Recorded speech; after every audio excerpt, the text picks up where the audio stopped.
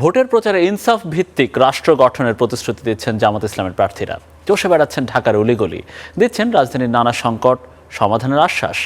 তবে নাগরিকরা বলছেন শুধু প্রতিশ্রুতি নয়, সৎ, যোগ্য ও শিক্ষিতদের দেখেই এবার তারা ভোট দেবেন।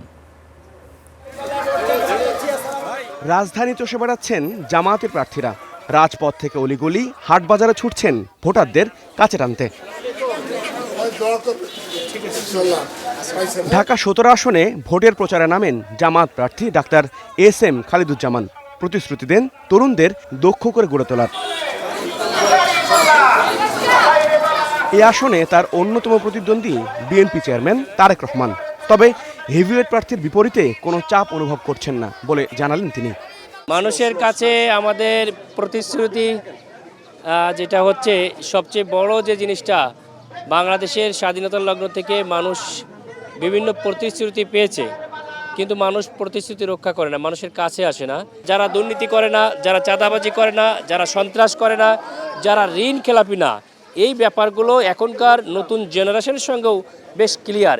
দুর্নীতিমুক্ত দেশ গড়ার প্রতিশ্রুতি নিয়ে ভোটারদের দুয়ারে যাচ্ছেন দলের আরেক প্রার্থী ব্যারিস্টার আরমান। তার দাবি, ভোটাররা এবার জামাতের দিকে মুখিয়ে আছেন। সবচেয়ে বেশি সাড়া পাচ্ছি নারী ভোটারদের কাছ থেকে, এরপর তরুণদের কাছ থেকে, এরপর হচ্ছে গিয়ে শ্রমিক এবং খেটে জামানতের কাছ থেকে। তারা সবাই পরিবর্তন চায়। মিরপুর 11 নম্বর কাঁচাবাজারে ভোটের প্রচারে নামেন ঢাকা 16 আসনের প্রার্থী অবসরপ্রাপ্ত কর্নেল আব্দুল বাতেন। এই এলাকার সড়ক যোগাযোগ ব্যবস্থা উন্নয়নের কথা দেন তিনি। পরিবর্তনের সুযোগ দেন, জুলাই সনদকে বাস্তবায়ন করতে হবে।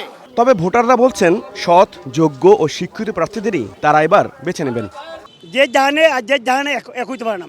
তা আমাদের প্রার্থী সবচেয়ে যোগ্য, আমাদের প্রার্থী খুবই ওয়ার্ল্ডকে তো গ্রাজুয়েট। আমাদের এলাকার মূল সমস্যা হলো আমাদের রাস্তা, পাশাপাশি এখানে কোনো হসপিটাল নাই, খেলার মাঠ নাই।